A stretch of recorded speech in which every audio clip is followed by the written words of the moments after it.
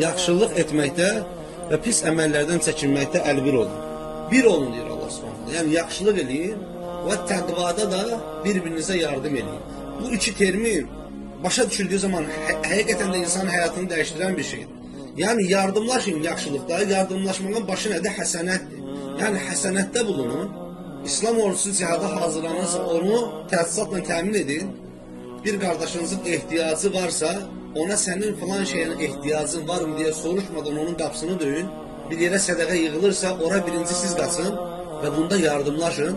Təqva nədir? Təqva İmam Cəfər-i Sadiq radiyallahu anh buyurur ki, təqva insanın qəlbini Allah üçün, zahirini də insanlar üçün süsləməsidir.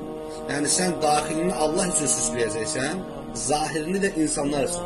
Zahirini süsləyəcəksən dediyimiz zaman insanın ən böyük görüldüyü zaman ortada fərq yaradan və cəlb edən süsü onun təbəssümüdür.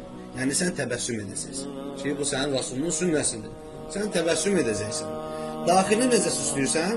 Daxilini cəmaat və yaxud da təkli ibadətlərlə süsləyirsən. Təqva içini Allahla, qulun içini, öz daxilini Rəbbi ilə doldurmasıdır. Onun içində Rəbbindən başqa heç bir şeyə yer olmamasıdır. Dünyadan təbərri etməsi, rızanı təmənni etməsidir. Yəni, dünyadan təbərri edir, bəri durur, rızanı da, rıza-i ilahini də, yəni Allahın rızasında təmənni edir. Yəni, istəyir, Allahın rızasını istəyir. Və beləcə, təqvada da yardımlaşın buyurur Allah Azze ve Celle. Yəni, sən qardaşlarının yanına gəlirsənsə, etmədiyin ibadətləri onların yanında edirsənsə və yaxud da ibadəti naqis etdiyini düşünürsənsə, amma qardaşlarının yanında namazını gözəl şəkildə qılın deyirsənsə, bunun özü qardaşlarının öz həsənətləri ilə, yəni öz zahirləri ilə, təqvaları ilə əslində sənə etmiş olduğu bir yardımdır.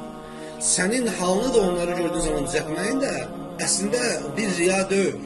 Əslində insanları görüb də Allahı daha çox xatırlamağındır. Yəni sən qardaşını görürsən, qardaşını görməyə səbəblə Allahı xatırlayırsan.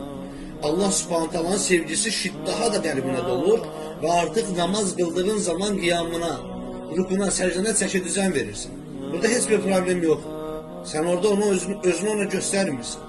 Onu görməyə səbəbilə Rəbbini daha da tanıyırsan. Rəbbinə qarşı həyan artır, tərbiyyən artır. Və bu da sənin, və yaxud da bu da bizim, belə deyək, qullar arasında bir-birlərlə birdə və təqvada yardımlaşmalıdır.